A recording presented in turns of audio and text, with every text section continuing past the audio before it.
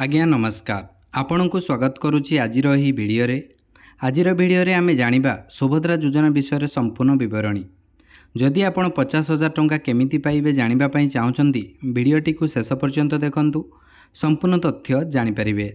जेमिति सुभद्रा योजना कौन एहा पई कौन डॉक्यूमेंट दरकार केउ माने पाई परिबे केमिति अप्लाई करिवे। तेबे निर्वाचन प्रचार समय दल पक्षरु दिया जाइथिबा प्रतिश्रुति अनुसार आगामी 100 दिन मध्य सुभद्रा योजना जारी हेबो बोली मध्य घोषणा होइथिला। एमिति कि आपण जानिथिबे मोहन सरकार कैबिनेट बैठक रे एने बड़ घोषणा मध्य करिसेंती।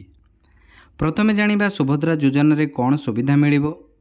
योजना रे आपण चाहिले उभय ऑनलाइन एवं ऑफलाइन रे आवेदन करि परिबे।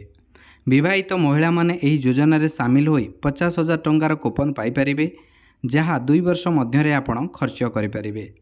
सुभद्रा योजनार मूल लक्ष्य हेउछि महिला को सशक्त करिबा एवं समाज रे सेमानकु आर्थिक स्वाधीनता प्रदान करिबा।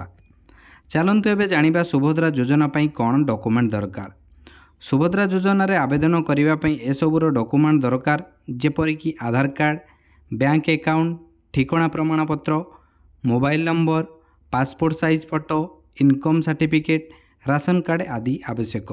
जदि आपण एही योजना रे शामिल होबा पई चाहुचंती तेबे ओडिशार बासिंदा होइथिबा निहाती आवश्यक। केवल विवाहित महिला माने एही योजना रे शामिल होई पारिबे। एबे जानिबा महिलांको बयस सीमा विषय रे। महिलांको बयस 23 रु 59 वर्ष मध्य रे होइथिबा दरकार। गुरुत्वपूर्ण कथा हला सरकारी चाकरी करिथिबा महिला एही योजना रे लाभ पाई पारिबे नाही। परवर्ती समय रे अंगनवाड़ी कर्मी को मध्य एथिरे शामिल करा जिवो।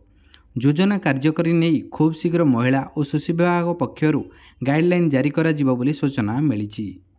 शेष में आपण को कहि रखिबा पई चाहिबी कि एही डॉक्यूमेंट सब रेडी करी रखंतु एवं जेतेबेले ऑनलाइन अप्लाई आरंभ होई जिवो सेतेबेले आपण ऑनलाइन आवेदन करि परिबे। जदि किछि प्रश्न मनरे उंकी मारुछि कमेंट बॉक्स रे पचारंतु चेष्टा करिवु आपण को उत्तर दबा पई। देखा हबो आउ एक इन्फॉर्मेटिव वीडियो रे। धन्यवाद।